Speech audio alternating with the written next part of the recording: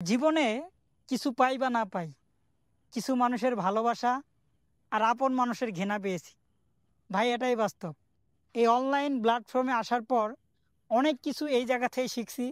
অনেক মানুষের সাথে মিশতে হয়েছে, অনেকজনকে অনেক কিছু শিখাইতে হয়েছে। দেখেন, জীবন চলার পথে অনেক মানুষের সাথে আপনার পরিচয় হবে।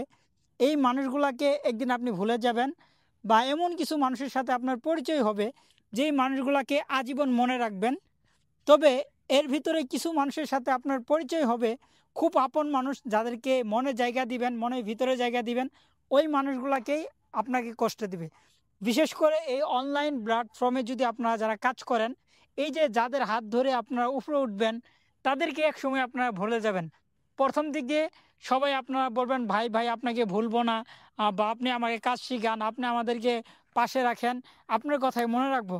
যেমন উদাহরণস্বরূপ হিসেবে যদি দেখি, আমাদের শেরপুরে এখন বর্তমানে থটস অফ বিল্লাল, এই যে বিল্লাল, অনুসারী কিন্তু অভাব নাই, অনুসারী হাজার হাজার অনুসারী। তবে এই বিল্লালকে ভালোবাসে শুধুমাত্র কন্টেন্ট ক্রিয়েটর যারা আছে তারা, কিন্তু যারা সাধারণ জনগণ তারা কিন্তু ওইভাবে ভালোবাসে না। তবে আমার কাছে মনে হলে এই মানুষটি সমাজের জন্য কাজ করতেছে। যদিও বাহিরের টাকা নিয়ে দেশের মানুষের উপকার করছে, এরকম কয়জনেই বা করতে পারে। সে তো তার মেধা শ্রম দিয়ে কাজে লাগাইতেছে। যেমন আমাদের ঝিনাইগাতিতে 11টি বাড়ি দেওয়ার চিন্তা ভাবনা করতেছে, না দিলেও 1,00,000 কোটি টাকা সম্ভবত দিয়েই ফেলছে মনে হয় 11টা পরিবারকে। তো এরকম কয়জনে দেয়? আসলে এই প্রসঙ্গটা তার না।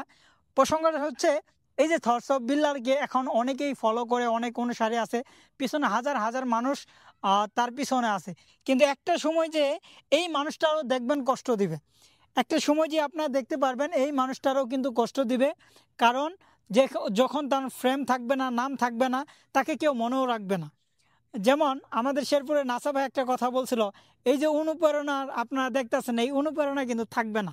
একদিন বিল্লাল চলে যাবে, তো তার অনুসারীরাও চলে যাবে। ঠিক সেম অনলাইন প্ল্যাটফর্মটা আপনার নিজের জায়গা নিজে শক্ত করেন, যদি অন্যজনকে আপনি দিয়ে দেন শক্ত করার জন্য, সে আপনাকে ছেড়ে চলে যাবে।